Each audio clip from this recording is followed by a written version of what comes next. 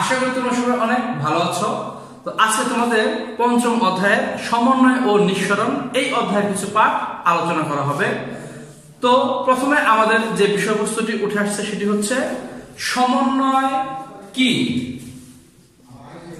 আমরা প্রথম যে বিষয়টি পড়ব সেটি হচ্ছে সমন্বয় কি। আমরা যদি এই সমন্বয়টি বুঝতে পারি তাহলে আমাদের মোটামুটি অনেক কিছুই জানা হয়ে যাবে। সমন্বয় হচ্ছে আমাদের যে দেহ রয়েছে বা উদ্ভিদ বা প্রাণী আমরা যাই বলি না কেন, এদের যে দেহ রয়েছে এদের দেহের যে বিভিন্ন শারীরবৃত্তীয় কার্যাবলী, এই সকল শারীরবৃত্তীয় কার্যাবলী যে নিয়ন্ত্রণকারী, এদের মধ্যে যে সংযোগ সৃষ্টিকারী, তাকে মূলত এই সমন্বয় হিসেবে ধরা হয়। তো এখন আমাদের পরবর্তী বিষয় হচ্ছে যে উদ্ভিদের সমন্বয় বলতে কি বুঝো। আমাদের পরবর্তী প্রশ্নটি হচ্ছে উদ্ভিদের সমন্বয় বলতে কি বোঝায়। তো এক্ষেত্রে আমাদের এই বিষয়টি জানতে হবে আসলে উদ্ভিদের সমন্বয় এই জিনিসটি আসলে কি। তো এটি হচ্ছে প্রতিটি উদ্ভিদে বা উদ্ভিদ কোষে বিভিন্ন শারীরবৃত্তীয় কার্যক্রম একটি নিয়ম শৃঙ্খলার মাধ্যমে সংগঠিত হয়। তো এই যে আমি বললাম যে বিভিন্ন শারীরবৃত্তীয় কার্যক্রম, এই শারীরবৃত্তীয় কার্যক্রমটা কি তো তোমরা জেনে থাকবে। আমরা যদি একটি চিত্র অঙ্কন করি, তো এটি একটি উদ্ভিদের একটি আমরা অঙ্কন করলাম। মাটির উপরে অবস্থিত বিভিন্ন মূলগুলি রয়েছে। তোমরা জানো এই যে মাটিতে কৈশিক পানিগুলো রয়েছে, এগুলি জাইলেম এবং ফ্লোয়েম কণিকার মাধ্যমে বা পরিবাহকের মাধ্যমে কাণ্ডে এবং পাতায় বিভিন্ন খনিজ উপাদান এবং পানি পৌঁছে দেয়। এবং এই যে কাণ্ডে এবং পাতায় বিভিন্ন খনিজ উপাদান পৌঁছে যাচ্ছে, এখানে আসলে মূলত খাদ্যগুলি উৎপন্ন হচ্ছে। এই যে খাদ্যগুলি উৎপন্ন হচ্ছে এগুলি আবার ফ্লোয়েম বাহিকার মাধ্যমে নিম্নমুখী পরিবহন এবং ঊর্ধ্বমুখী দুই ধরনের পরিবহন করছে। তার মানে তোমরা এই বিষয়টি জানো যে নিচে থেকে মাটি থেকে যে খনিজ লবণ বা পানি উপাদানগুলো উদ্ভিদ শোষণ করে নেয় খাদ্য তৈরির জন্য, এটি ঊর্ধ্বমুখী পরিবহন, এবং পাতায় বা কাণ্ড উৎপন্ন যে খাদ্যগুলি রয়েছে এই খাদ্যগুলি তারা নিম্নমুখী পরিবহন এবং ঊর্ধ্বমুখী পরিবহন অর্থাৎ উভয়মুখী পরিবহনের মাধ্যমে উদ্ভিদের সারা দেহে ছড়িয়ে যায়। তো এই বিষয়গুলি একটি সুশৃঙ্খল নিয়মের মাধ্যমে সম্পন্ন হয়ে থাকে। এই কারণে সমন্বয় উদ্ভিদের একটি অপরিহার্য কার্যক্রম। এই সমন্বয় না থাকলে উদ্ভিদের জীবনে বিশৃঙ্খলা দেখা দেবে।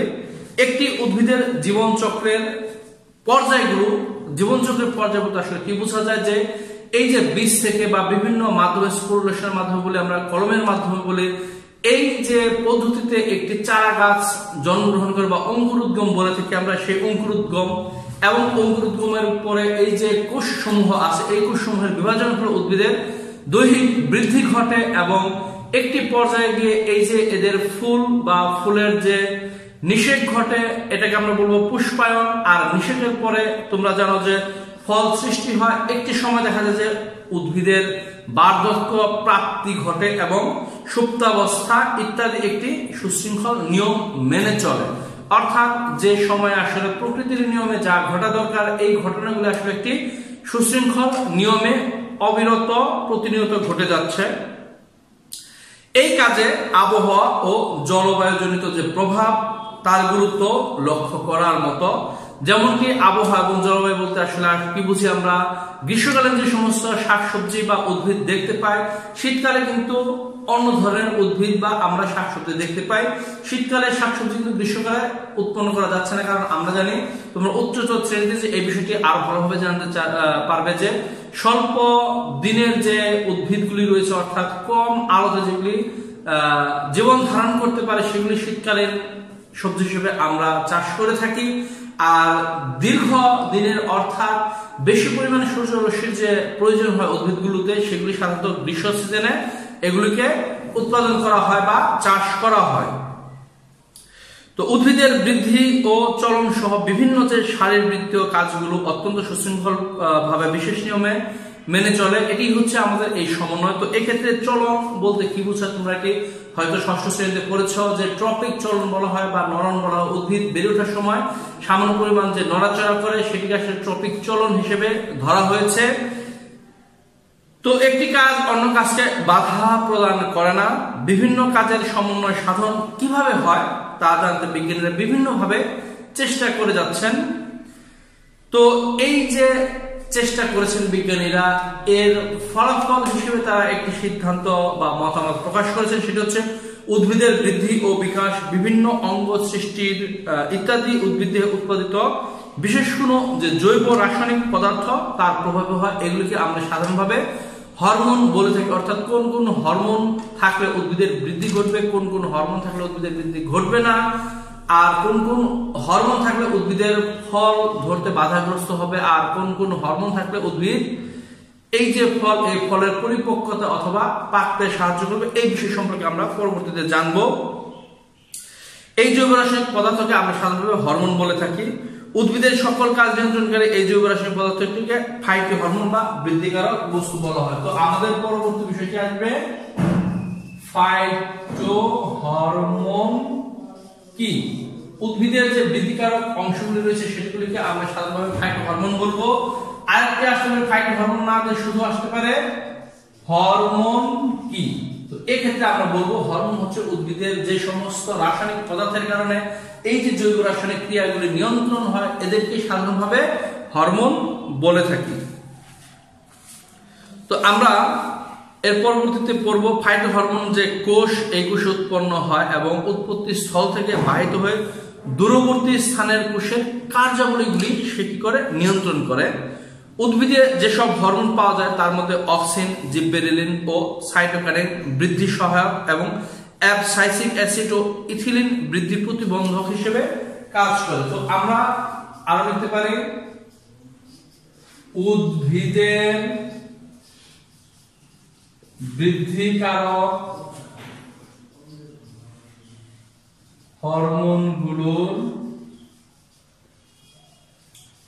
নাম লিখো। আরো আসতে পারে উদ্ভিদের বৃদ্ধি প্রতিবন্ধক হরমোনগুলোর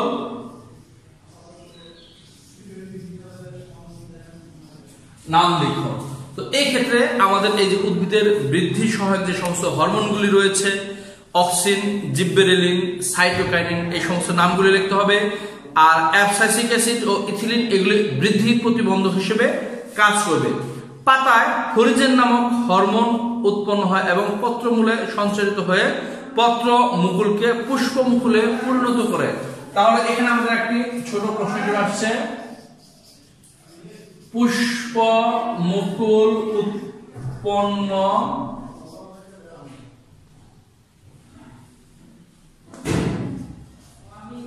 কারী হরমোন কোনটি? পুষ্পমুকুল উৎপন্নকারী হরমোন কোনটি?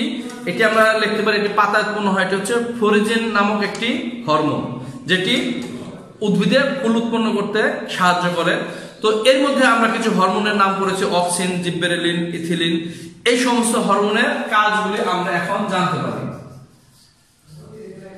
অক্সিন এর কাজ লিখো। এরপর আমাদের প্রশ্ন আসতে পারে জিববেরেলিন এর কাজ লিখো। জিববেরেলিন এর কাজ লিখো। এরপর আমাদের আসতে পারে অক্সিন, জিববেরেলিন, ইথিলিন। ইথিলিন এর কাজ লিখো। তো এক্ষেত্রে এরা আসলে এই যে হরমোনগুলো এরা উদ্ভিদে কি কাজ করে সে বিষয়টি লিখলে হবে। চার্লস ডারউইন প্রথম হরমোন আবিষ্কার করেন, তার নামটি পরীক্ষা আসতে পারে। যখন আলো তির্যকভাবে একদিকে লাগে তখন ভ্রূণ মুকুল আবরণী আলোর দিকে বাঁকা হয়ে বৃদ্ধি পায়।